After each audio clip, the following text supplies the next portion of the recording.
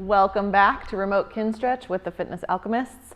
Today we're going to be focusing on wrist stuff and spine stuff and how to start working on those parts of your spine that aren't articulating. So we hope you'll keep this one in your repertoire. You are going to need a garden variety belt. Something of sturdy fabric would be ideal. Or if you have a yoga strap or a inch or more thick resistance band, that can work really nicely as well. We're going to use a belt just to prove that we can. And that's about it.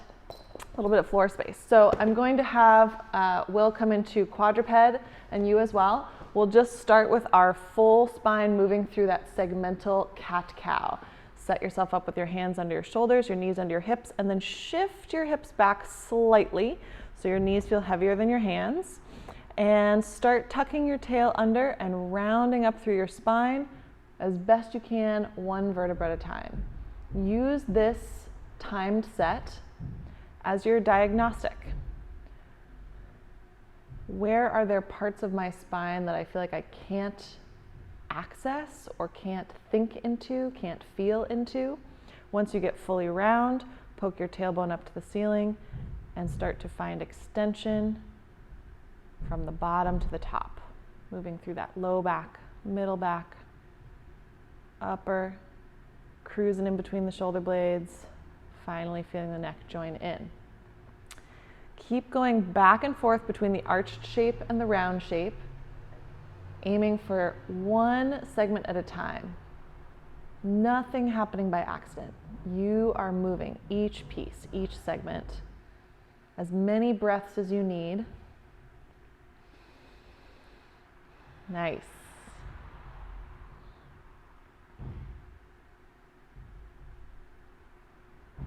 Good. Keep working.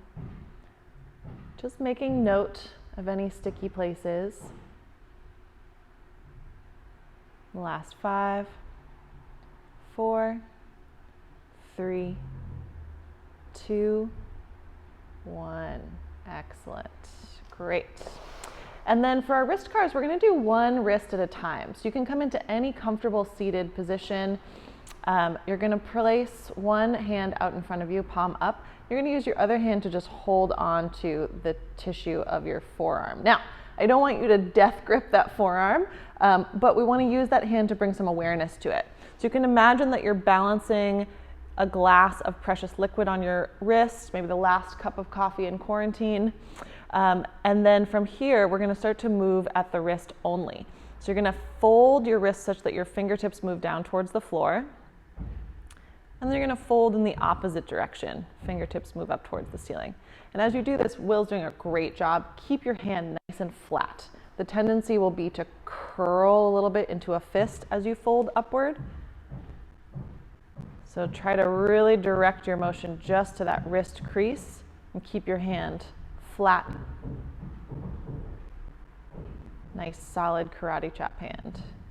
Good. And then come back to level. And now you're going to start to wag side to side. So wagging towards the pinky side and towards the thumb side. Yeah, it won't be as much on the thumb side for most of us. Might not feel like anything, but if you can feel as you go towards the thumb side some tissue contracting, trying to pull you into that position, then you're winning. We're just trying to wake up the tissues that control these wrist motions. Good. And then relax for a second. We're going to stay with that same hand, but we're going to draw a circle that connects through all of those cardinal directions. So you'll start just like we did before by tipping fingertips down towards the floor. Words are hard. Carving in towards the pinky side as much as you can, starting to curl up, fingertips towards the ceiling, out towards the thumb side, any amount before you start to fold back down. Continue in that direction. You're on the clock. Keeping your hand nice and flat and trying to draw the largest circle that you can that connects all of those dots that we explored individually. Breathing in there somewhere. This is one where we concentrate and forget to breathe. Wherever you are, pause and reverse direction.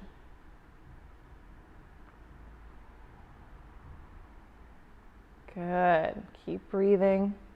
Check in that you're still balancing that imaginary cup of something on your forearm. You haven't spilled it into your lap. If you have spilled it into your lap, just reset. Last 10 seconds. Make it a little bit bigger each time. Capture a little bit more fold of the wrist in each direction. 3, 2, 1. Yowza! So spice. The wrist spice. We sprinkle it on, we rope it around. It's good.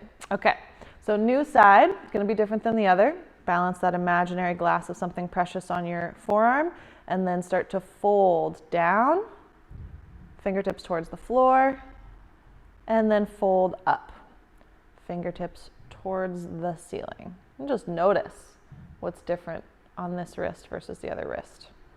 Folding down and folding up, keeping that hand nice and flat. No curl, no cup of the hand. Just expressing what you personally can at your wrist. Oh yeah. And then come back to flat. And now wag to the pinky side. So I'll show from up here and wag to the thumb side. Yeah. Back and forth. And again, you might not feel like you get much movement in either direction, but try to feel what's contracting on the side you're trying to move toward that would wave your hand in that direction. Good. And relax that for a second. Take a deep breath just in case you weren't breathing, and then we'll put all those cardinal directions together, trying to connect them in a big circle. Tip fingertips down towards the floor. Carve in towards the pinky side. Fold up, fingertips towards the ceiling, and out towards the thumb. Keep going. Doing great. As you move around, try to feel right along where, if you were wearing one of those fun wrist sweatbands, anything in that vicinity, what's engaging, what's contracting to pull you into each position or intended position. And then pause and reverse direction. Keep breathing. Keep searching for that largest circle that connects all the dots you found independently. Good, very nice. 5, 4, 3, 2, 1, and relax. Spicy wrists. Okay, so we're going to work on your wrist flexion a little bit today, some ways to open up more of that. This is an area that's really important if you want to be able to do wrist supported activities, even just a quadruped position. We'd ideally like for your wrist to be willing to actively come into that much flexion of its own accord. So you're going to bring yourself onto your hands in a quadruped-ish position, and then you're going to shift your shoulders forward, seeking a stretch down the back side of that forearm, and being mindful that we don't want to push into anything that pinches on the front side. So it's a little bit of a split the difference potentially. If you're not feeling a huge stretch, but you are running into a pinch, we need to respect that. If you're not feeling any pinch, you can shift forward as much as you need to feel a good stretch through the forearm side of the body. And then make any micro adjustments that you need to be more comfortable here, such that you can stay in this angle of the wrist and breathe. Allowing that stretching tissue on the opening side to relax, taking some deep breaths in through the nose and out through the mouth. As you feel things start to loosen, if it feels good, you can take up some of that slack and shift your shoulders forward a little bit. Good. Don't move. Keep breathing into that stretch. In a second, you're going to try to push the floor away with your whole hand to engage that stretching tissue. That'll be our Pale's effort. So it's as though you're trying to bring your fingertips back in line with your forearm. And then for our rails contraction, we're going to try to engage the opposite side. You'll be trying to pick your fingers and your hand up off the floor, but nothing should actually move. And this one's a little trickier because you're not in a fixed position. Your body could shift. So we need to bring a little awareness to that. Starting with our pales contraction, feel each fingertip get a little heavier into the ground, and then start to try to press the ground away from you with the express intention of engaging that stretching side of your forearms. Start to ramp that up to 20%, 40%. Good, and give it a good 60% effort and hold. Now always when we give these percentages, you can hop off the train anywhere that feels right for you. So if I'm cueing a higher percentage and you feel like it's a little sketchy, you can stay at that lower percentage. Maintaining for 3, 2, 1, stay in position, slowly relax that effort, and now try to find a contraction on the opposite side. What would make your fingertips and your knuckles light off the floor? They're not going to lift, but can you remove pressure from underneath the knuckle points and the fingertip points? Can you find any contraction down the front side of the forearm and the crease of the wrist and the top of the hand that would pull this angle closer together? Find a nice, strong, safe contraction for 5, 4, 3, 2, stay in position 1, slowly relax. Now for some people, the rails contraction might actually pull you deeper into shape, and if it did, you're going to relax there. If you're already at your end range, you won't move, and that's okay too. Nice. All right, one more quick round. Start to press fingertips heavy into the floor. Ramping up, 20%, 40%, 60%, and hold. Maintain.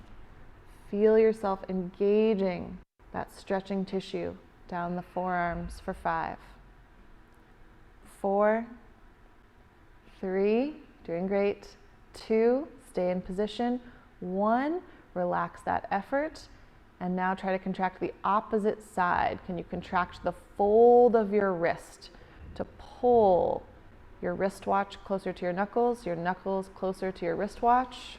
Find a good solid contraction there, trying to make your knuckles and your fingertips light on the floor for 5, 4, 3, 2, 1. Slowly relax.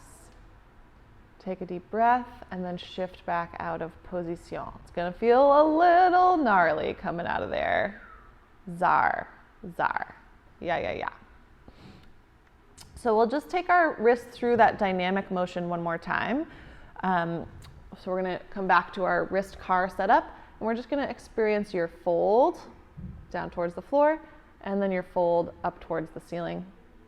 Just see if that's feeling a little different to you. Might feel some fatigue, might feel some new muscles awakening to do that job.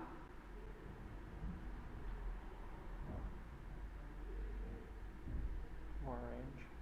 You might feel more range. Yeah, totally. So want to actively capture that. And then come back to the flat and do your side to side. Here too, you might feel like you have a little bit more freedom. Might feel the same. Might feel more tissues engaging and waking up to the task.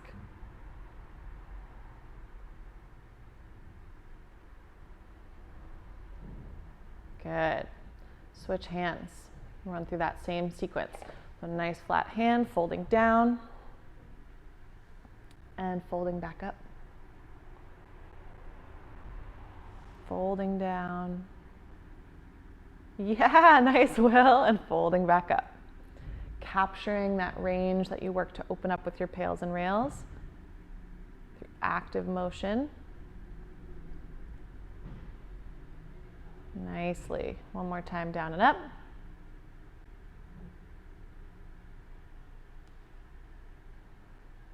Good, and come back to flat palm facing the ceiling and wag towards the pinky side.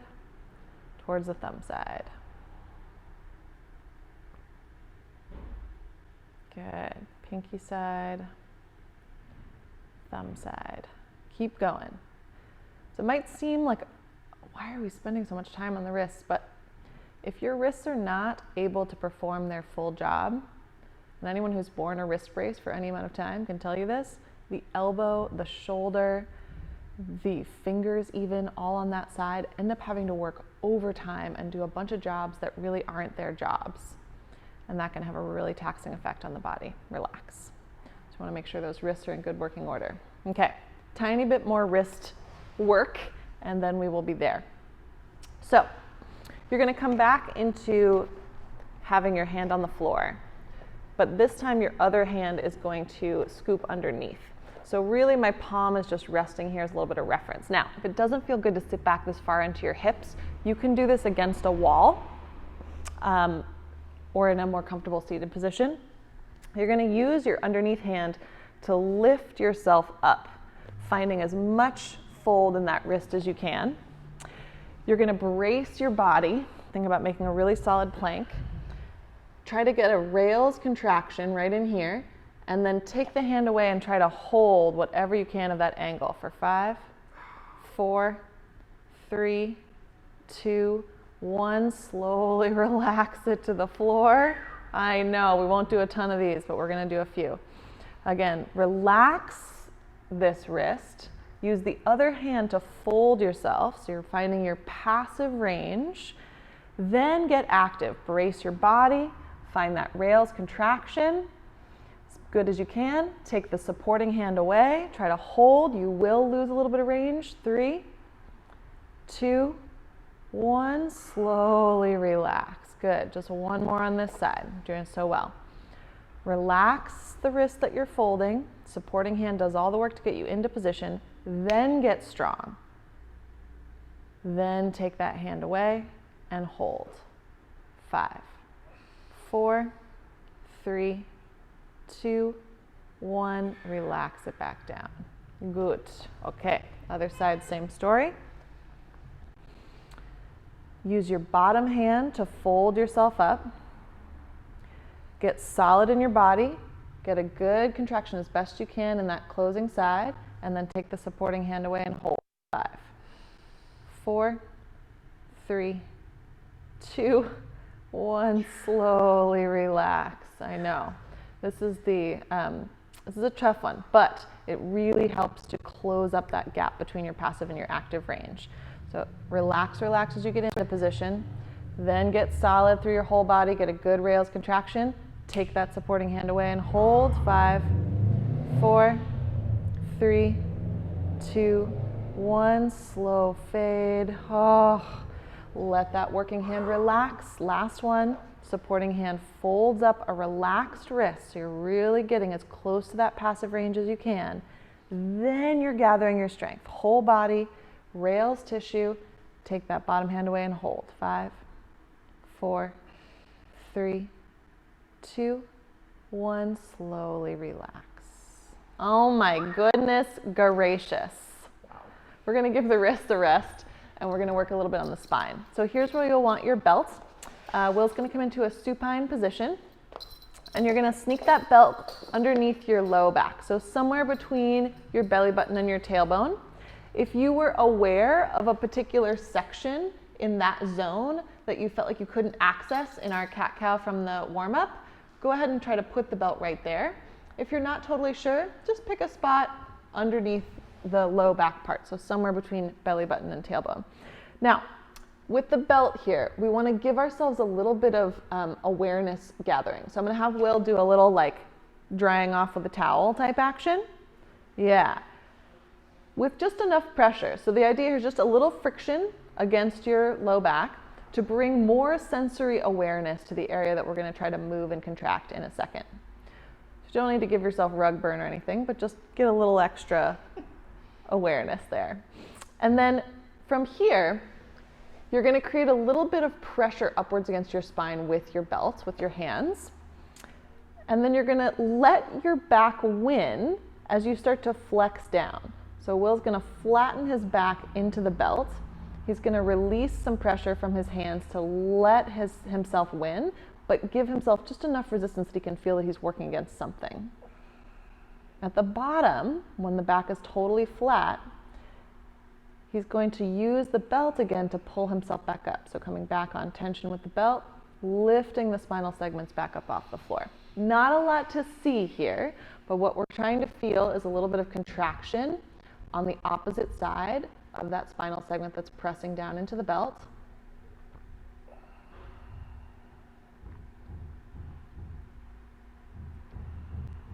And then coming back into a little bit of an arch. So keep playing with this. You're on the clock here. Smushing the belt down. Perhaps feeling that there's a little bit of opening sensation and stretch on the back side of your body as you're pressing into the belt, and a feeling of contraction on the belly side.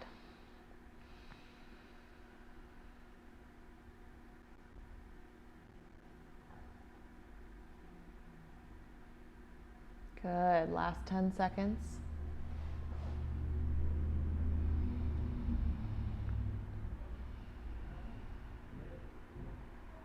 Very nice.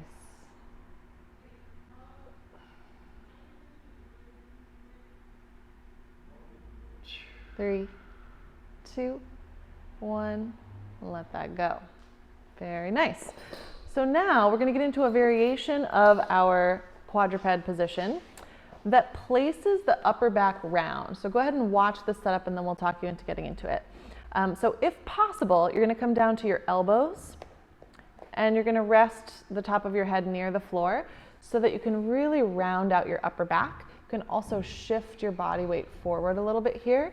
If this feels scary or uncomfortable, you can come back to quadruped and just keep this upper part of your back round.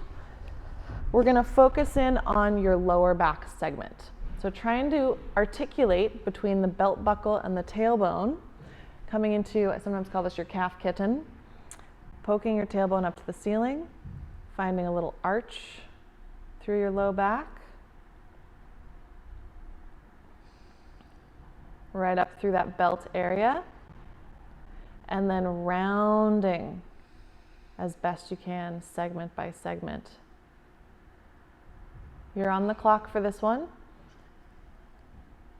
Everything above your natural waist stays round. Below that belly button area, from the belly button to the tailbone, you're trying to find as much articulation as you can through your spine, and trying to find those same sensations of contraction on the belly side as you round,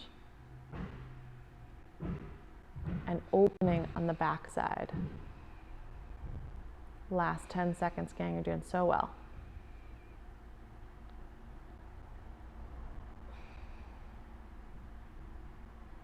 3, 2, 1.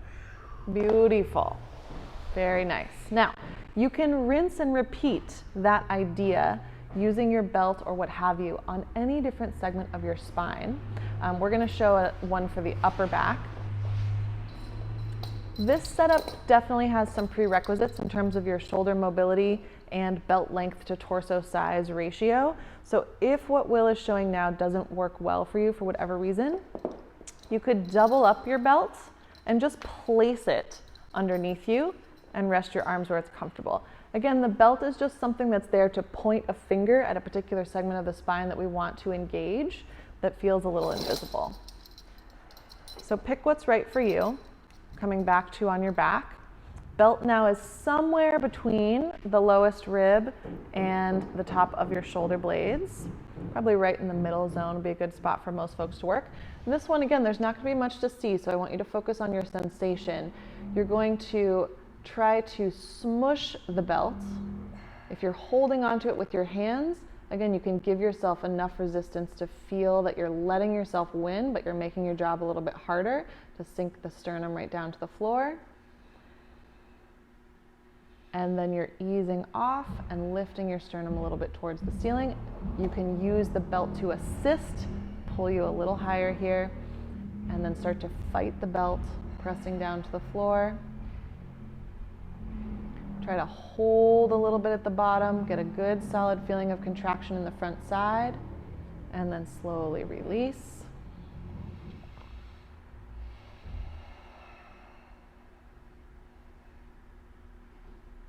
Breathing. And just check in here that your work is focused where the belt is. Often we'll like thrust the chin up in the air, we might drive the feet into the floor. All of those things are okay as extraneous efforts, but they're not the tissues we're trying to train.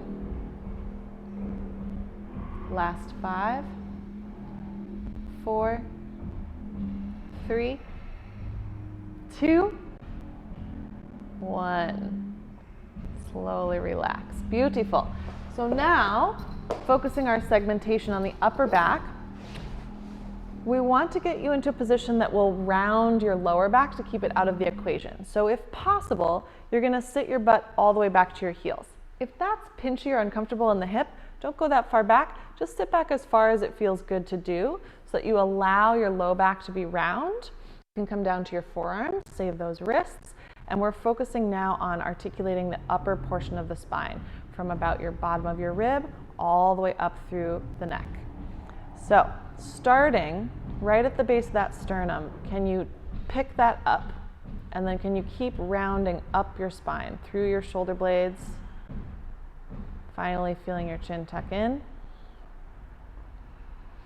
And then can you start over at that same spot? Push the sternum down towards the floor, bottom of the t-shirt logo down towards the floor. Start to find some extension. You might feel like you're growing your spine a little bit here, like the top of your head is going to end up further away from your tailbone. Keep working with this, back and forth, rounding.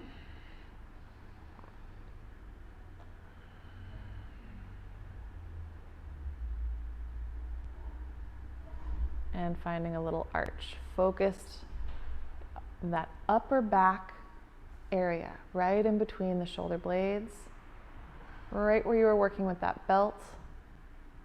Nice, beautiful. Last 10 seconds. Keep breathing. Breath is your friend.